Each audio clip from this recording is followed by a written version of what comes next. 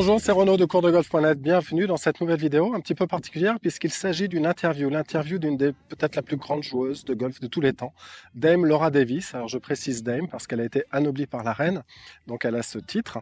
Laura Davies, si vous ne la connaissez pas, est le plus grand palmarès féminin golfique. Peut-être, elle me dit peut-être avec Annika Sorenstam. Bref, elles sont deux à se partager un peu ce titre de plus grande joueuse du monde, de l'histoire du golf.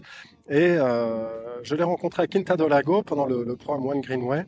Et j'ai eu la chance de pouvoir échanger une demi-heure avec elle au practice, dans laquelle elle va nous expliquer sa vision de l'entraînement. Alors, c'est une femme qui a gagné 45 victoires sur le tour européen, une vingtaine de victoires sur le tour américain, 4 tournois majeurs. Elle a été la capitaine de la Slam Cup. Et elle a gagné également quelques dizaines de tournois régionaux en Angleterre, dans des tournois un petit peu plus locaux. Bref, c'est une légende, une véritable légende. Et en plus d'être une légende et d'une excellente joueuse, c'est une vraie lady. Et je suis très fier et ravi de pouvoir vous emmener à sa rencontre sur cette vidéo dans laquelle elle va nous livrer pas mal de secrets, des choses qui m'ont beaucoup aidé, qui m'ont beaucoup éclairé. Et je pense que ça en sera de même pour vous. On se retrouve tout de suite en compagnie de Dame Laura Davies sur le practice de Quinta do Lago. Hello, this is Renaud. Welcome on this video and welcome in this beautiful place. We're here in Quinta do Lago, south of Portugal, for the One Greenway Invitational Program. And I'm very happy to be with Dame Laura Davies right now. So Laura, thank you very much for answering some questions, some technical questions that problem. can help the players are watching us. Mm-hmm. So first of all, I wish to introduce you. So I think you have one of the best records in feminine golf history. You just told me maybe Annika Sorenstam. Oh, definitely Annika and Kathy Whitworth. There's a lot of really good players. Yeah, my record stands up to quite a few, but there's obviously always someone better than you. Yeah, but you still have something like 75, 80? Yeah, I won 77 individual titles and then another 10 different sort of, other events. Included 5 major tournaments? 4 majors. Four majors. Yeah, because the British Open when I won it wasn't a major, so that one doesn't count as a major, although I have won the British Open as well. Oh, okay. And in Slam Cup you had something like 6 or 7 qualification Slam Cup? No, I played in the first 12. So I played in 12 Solheim Cups. 12 Slam Cup? First 12, yeah. That might be That is a record. It's a record. That is a record, that one, yeah. And I got the most points. So those 2 records, they're there to be broken. But yeah, that's something I'm obviously very proud of, to play in all the Solheim Cups I did.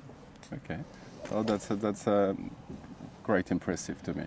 And I especially like, as a golf coach, I especially like taking like a model, those feminine swings and feminine way to play golf, because most of our people who play golf, who wants to learn to play golf, most of them start playing golf after 50, and they usually take a kind of example as like Tiger Woods or Rory McIlroy, but I don't think it's the best. It's not a good idea. It's not a good idea. You could hurt yourself swinging like them. Yeah. But the fact is what happened. Yeah. That's why I'm very happy to be here with you. And for a simple question, can you maybe tell us what's your first advices you can, or the most advices you give in prom when you play with regular player? Hit enough club. I find that most amateurs will never hit enough club. They remember that 7-iron, they hit 160 yards. And they think every 7-iron is going to be that number, but that was just a particularly good one. And then, so I find I'm constantly saying, make sure you hit enough club. So that is my number one tip to all amateur golfers. Because their inconsistency, that's why they play off a handicap. Mm-hmm. Their inconsistency with their swing, they're not always going to hit their very best. So take enough club, and if you don't quite catch it, you still get on the green. Oh yeah. So you mean you need to remember that you always can miss this shot. It's exactly better to have but they're like more I say, security. Yeah, they're gonna hit 1 in 30 perfect that goes 160.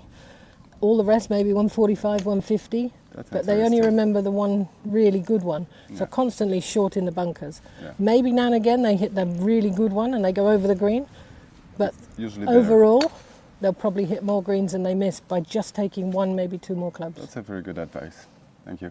And about maybe the way to feel the swing and the way to think about their own swing.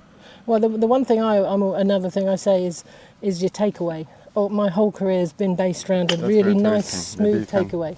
I mean, your setup's your setup. Some people, they have naturally good setups, some people not so good. So you sometimes can't coach them to change that because it feels right. But the one thing you can always do is take the club back smooth. And that's the one thing I always, on my swing, that's what I always think about. As long as I take it away smooth, whether it's a 60 degree or a driver, then when you get to there, then it's all about the power and through you go. But as soon as people start taking it away quick, then they've lost the rhythm. And what happens when people take away quick? Here it's usually with hands or they it all goes wrong. Coordination. If you can take it back nice and smooth like that, rather because see, as soon as you do that, you have to make a different move with your body as well. So keep it smooth away, and then let it happen after that. I don't know.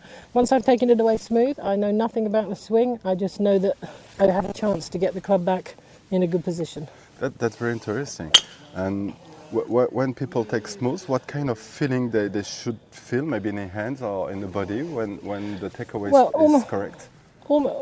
So because I've not had lessons, I'm just natural golfer. I've never had a coach or anything. For me, it just feels like if I'm over the ball and I take it back, it almost feels like slow motion. Then I'm just trusting. If I've hit enough balls on the range and I have a nice, some people off scratch, some people off 20, but as long as they repeat the same thing every time, it might not be technically perfect, but if they take it away smooth, they've got way more chance for it to fit and come back through and hit the ball properly. Whereas as soon as you see anyone take the club away quick, some people like Nick Price have got a very quick tempo, but that's his individual swing, and he's a bit exceptional. There's other top tour players that take, but most of them, you see a lovely smooth takeaway in position, and then that's where all the power happens there. You can't hit it further by taking it away quickly, because at some point it has to stop to come back down. I mean, quick rhythm and a really beginning of swing is a big mistake. For me, it's the biggest mistake. You watch any of the amateurs here today in the pro-am we're playing in, and if they take it away quick, they haven't quite got the hand-eye coordination to make a correction. You'll see some pros take one hand off the club, or because they're feeling it's going wrong and they know how to correct it on the downswing. Don't always get away with it. Sometimes you hit the terrible shots as well, but if you keep it smooth, so much easier. Would you like to hit a couple of balls for us? Yeah, I can do. What is this? This is a 6-iron. 6-iron, yeah. And what I normally do is I'll hit when I'm on the range, I'll hit 4 shots. 5 shots actually. I hit a dead straight one to start, then I'll hit a fade, a draw, a low one, and a high one. Oh, that's your routine. That's my routine. So 5 balls, 5 trajectories. Yeah, and then repeat, and it doesn't matter if it's drivers. With the wedges, you can't really move it that much. So it's more with the 8-iron up to through the driver. Okay. And I do that by just very simple things, and I think people at home could do it. So I'll just set up 5 balls. So we got 5 to go. So the first one, just bog standard, normal ball position. It's just going to hopefully be not the yellow flag, but down there in the distance, just a nice high normal 6-iron. So that's just a normal swing. And I've seen this is a draw. That was the trajectory you were... No, for me, that's not a draw. That's just pretty straight. It's pretty straight. Okay. When I show the draw, it'll definitely move. So when I want to fade it, same setup, just open my stance a bit. So now all of a sudden I'm aiming. There's a big tree down there with lots of different branches coming off it. So all I'm going to do to fade the ball is now take it back on the line with my feet. Nothing much is going to change because I've opened my body up. Is the ball slightly more on the left? Not really. No, it shouldn't be. Same ball position. Yeah, just try and get. It's all about the take. It's all about the way I'm taking the club away. The normal one is just like this. This one, it'll follow the line of my feet. Like I say, I won't physically try and fade it, but because I'm coming on this angle, as I come into the ball, hopefully it'll put a little bit of side spin on it. But again, nice and smooth takeaway. And you just generate that nice high fade. So then I'll go to do the shot tracer on it. Hopefully it'll fit in there. And then the opposite with the draw. I mean, this one, ball in the middle. So now I'm going to aim at, there's a target. I don't know if the camera can see it. Okay. So I'll close my feet this time. So now they're that way. So now I'm going to take the ball on the inside. You follow the feet with your follow the feet. Okay. Just follow the feet. That's all I do. So this one should hopefully be a nice draw. And all that's doing is the same smooth takeaway, but all I'm doing is changing the angle the club goes away. So then I'll hit a high one. Now this is when the ball position changes. It's going to be virtually the same swing as the first one we did, but instead of having the ball there for a normal 6-iron, I'm going to move it there. So I'm going to be catching it on the way up. All right. But it'll be the same rhythm. Nothing should really change. Smooth be- takeaway. Yeah, should be a nice high ball flight.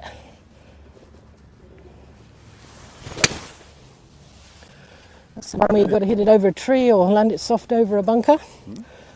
And then finally I'll hit a little low punch. So normal one here.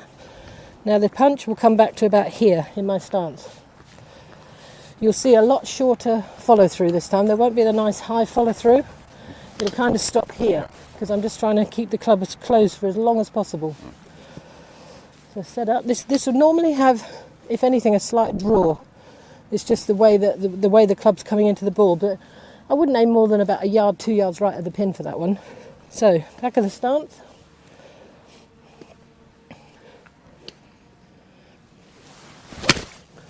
You see the hands are low. Yeah, it's low finish, low trajectory, Yeah. high finish, high trajectory. High trajectory, fade on the outside, draw on the inside. That's very interesting. But is this mean you choose a trajectory? You choose a trajectory on the course. It depends what kind of. Depends what you got. Yeah, if you've got a pin on the right, and you know that if you hit the straight one, it'll be middle of the green. But if you get that really nice high fade, if you get it right with a little fade, you can fade it into the pin. Left hand pin, draw.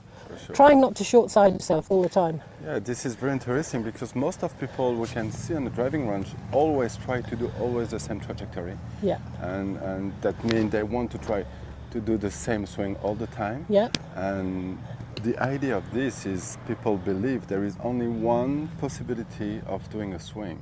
They all search for, even beginners, search for the perfect swing. Yeah. But I think it's important to understand and to get that there are different swings. Yeah. And there is no perfect position. Not the there same, are yeah. different positions Yeah. that you can do. Yeah, and on the golf course, you know, especially if you're a high hander, you're not going to be in the middle of every fairway. You're going to be behind a tree where maybe you've got to hit a little fade or hit a little low one under the branches. So if you stood on the range and just gone through a sequence where we're not talking huge changes, you know, little open, little closed, Yeah. back of the stance, forward of the stance. So if you just do that, try that, Yeah. and eventually you'll pick it up and it'll become natural. You'll get into a position, you'll go, oh, I need to fade this, and you won't even think about. Yeah. You just do it. You'll just be in that position. It's more about setup, finally. Oh, absolutely. Yeah. That's exactly. Yeah. I talked before yesterday with Mr. Bernard Langer, and he told me it's just a setup, and then it's always same swing. Yeah. But same swing in his feeling, I guess, because when you change the setup, the swing slightly. Yeah, it'll change. Your body will change position, and it'll just slightly change all the dynamics of the. It's all about physics with the clubs, isn't it? It just changes the way it moves in the air and comes through the ball, trying to put a hook spin, fade spin. But I think if you're not thinking about that, you're just doing it because you've hit enough shots on the range. Yeah. Automatic, like Bernard Langer, it's automatic. He doesn't think anymore. He doesn't have to. Yeah, and still super good. Yes, he is. And I've seen your grip, so it's one of the biggest mistakes of people. I'm used to say that people usually lose the focus on the grip because it's usually the first lesson you give to people. But after years, people believe, okay, I play golf for 10 years. I don't need to focus on my grip because this is the teaching program for beginners. Yeah. But I see your grip is super precise, and I like especially your right hand, because if you can take it, that to me, I always say, this is even if you don't have a golf club, if you're on a restaurant and you see someone, you talk about golf, just show me your right hand, and then you know then you can how tell. good is this person. And if someone take a grip like this, you know it's not a good player. Right. But it's taking. Can you talk a little bit about your grip, maybe left and right hand? But I like to talk especially about right hand. Yeah, to be honest, again, I don't really think about it because I've been playing golf so long. I just grip it, and But you have it. But it's good. Yeah, that's the Yeah. thing. So, but if when you're being first taught, you're taught the right one, and your hands are on the club enough, then you should automatically. That should just be your grip. Yeah. Some players, obviously, they're very strong and it's no good, and very weak, or whichever way around. So I don't even know which is a strong and a weak grip, but I don't even know. I just play, but. But it depends how much you put into golf. If you practice a lot and you get into automatic, then you can become better a lot easier than if you just play once a week, get out of the car park on the first tee, and then you're upset because you don't play well. Well, you know, you have to, with this game, I feel it's all about muscle memory and just good feelings on the range. Go to the first tee and away you go. So too many amateurs just rush on the tee, and they're worried about other things, and then they get annoyed that their golf's not great. But it's one of those games. It's very time consuming, but it's the best game when you get it right. True. And to finish, the last question is, what's for you the best feeling of a good golf swing? Well, how can you explain the feeling you feel? You just know, don't you? I mean, I love hitting my driver. I love hitting it a long way, and when you get one right, that's a nice feeling. But it's it doesn't happen all the time. But when it does happen, that's the game at its very best. For me, smashing a dead straight drive, 270 yards, that doesn't get much better than that. But anyway, I mean, like balance and release and not tension. Well, again, it all comes back to that smooth takeaway. Yeah. If you take it back smooth, your balance should be good. If you take it back quick, you're out of it. Everything's never quite right. I do it all the time. If I'm anxious or nervous on a first tee, although I know in my mind I'm going to take it back smooth, and because I'm anxious, you take it back too quick, and then you've lost the balance, you've lost the timing, and then you hit a bad shot. As I understand, you never really work on your techniques. No, that's a myth. Well, I don't work on my technique. People say I don't practice and this, that, and the other. That's a load of old nonsense. I practice when I need to. When I'm not playing well, then I practice. If I'm playing well, I don't want to start practicing a fault. If I'm playing well and then you get lazy and you're not concentrating because you're just hitting it good, you might just do something that's just a little bit wrong, and then you can start training that into it. So if you're playing well, just let it go. Don't try and change anything. Very good. So I thank you very much. It was an honor to talk with you today. And I wish you the best fun as possible today. Thank you very much. Thank you for watching, and see you in the next video. Beautiful. Okay, no problem. I loved it.